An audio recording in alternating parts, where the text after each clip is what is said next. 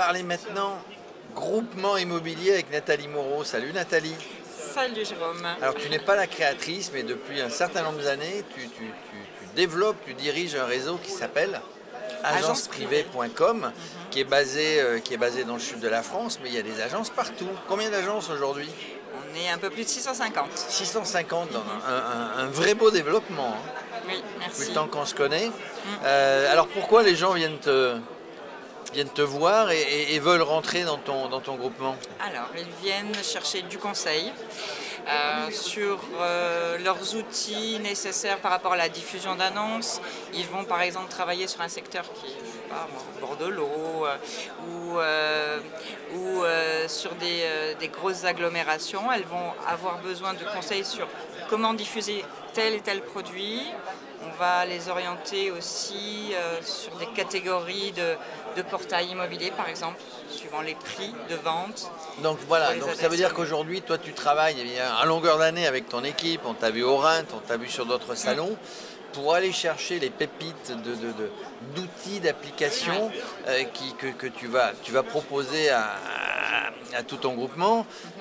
Donc déjà, je rentre dans ton groupement, grâce à toi, grâce à ta recherche, je vais avoir les meilleurs outils.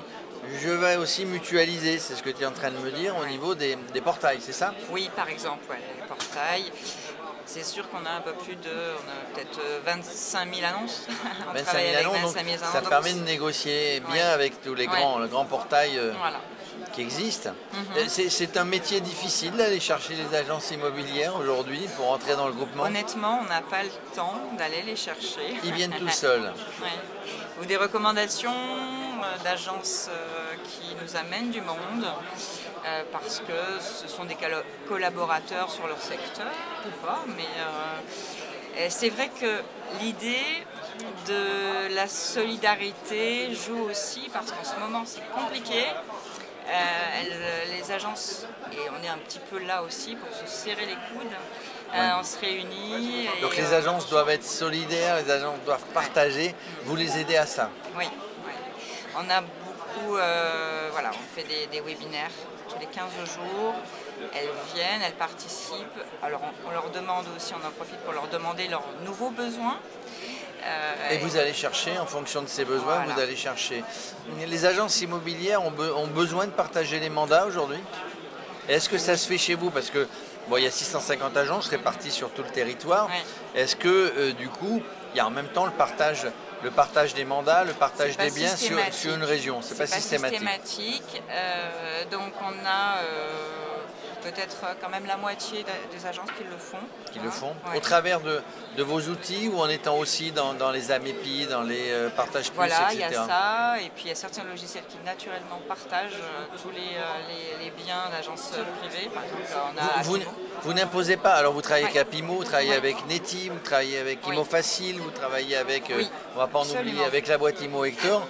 Donc vous n'en oubliez pas, vous n'imposez rien. Absolument, c'est la liberté complète. Les agences sont déjà des fois équipées, elles arrivent avec leurs outils, leurs logiciels. Eh bien, elles peuvent tout à fait y rester et aucun souci pour nous. On s'adapte, c'est nous qui nous adaptons à leurs besoins, à leurs outils. Il n'y a pas de souci. Et alors, dans une période qui est difficile aujourd'hui, l'agence, elle cherche à se retrouver, à partager, mais du coup, l'agence,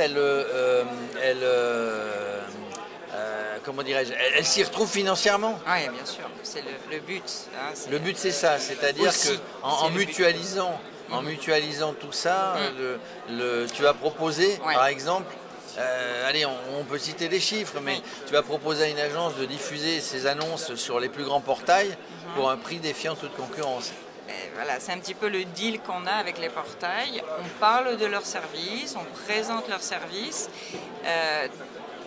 Et en compensation, les agences ont un prix préférentiel.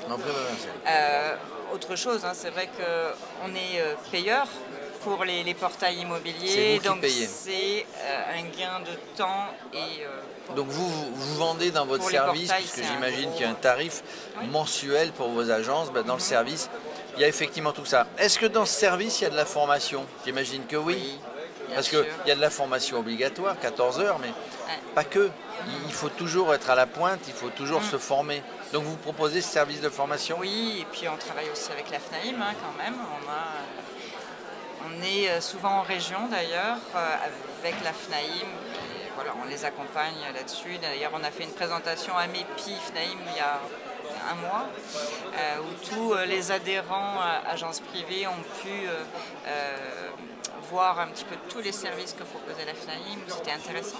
Donc c'est intéressant, donc toujours travailler en collaboration. Feuille de route 2024. Sortie de crise. Moi, non mais ça, tu n'es pas décisionnaire, hein, mais bon. L'inflation se calme, les taux d'intérêt devraient baisser dans quelques mois. Donc, tu es optimiste? Je suis très optimiste. Il y a eu, effectivement, il faut être réaliste aussi, il y a eu de la fermeture, il y a des agences qui ont profité. Allez, je repars à la retraite, je ferme, je revends mon activité, j'en profite.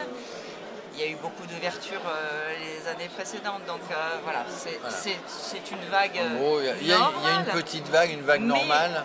Jérôme, écoute, ce que j'ai impressionné, ce qui m'a impressionné, pardon, c'est qu'en septembre-octobre, on a eu beaucoup de créateurs, des gens qui y croyaient. Alors ça, c'est incroyable. Tu n'es pas la première à me le dire, et je l'ai constaté quand j'étais agent immobilier. Oui. C'est que même en période un petit peu difficile, il y a toujours des entrepreneurs, des gens qui ont envie de foncer et de monter des agences. Donc ça, c'est plutôt positif. Et je crois, c'est logique. Parle bien dans ton micro. Excuse-moi. C'est logique en fait. Alors c'est souvent ce sont des commerciaux qui se lancent. Ils ont peut-être leur responsable qui est en difficulté, qui ferme, et eux, ils en profitent pour se lancer. Ils repartent à zéro. Ils repartent à zéro, donc sur quelque chose de propre, de sain, sur des petits volumes d'annonces pour éviter les facturations. Donc on démarre petit, puis on essaye de... Voilà, et c'est propre, et c'est sain, et c'est bien, et il y en a eu. Et ben voilà, donc feuille de route 650 aujourd'hui, 650 agences. Allez, en 2024, on en rajoute 100, 150 On verra. Bon, les agences viennent, tu sais, on n'a pas le temps d'aller chercher. Comme la chanson, à même heure l'année prochaine, ou je sais plus, on se retrouve dans 10 ans, non? L'année prochaine, on verra. Merci Ça Nathalie. Marche. Merci Jérôme.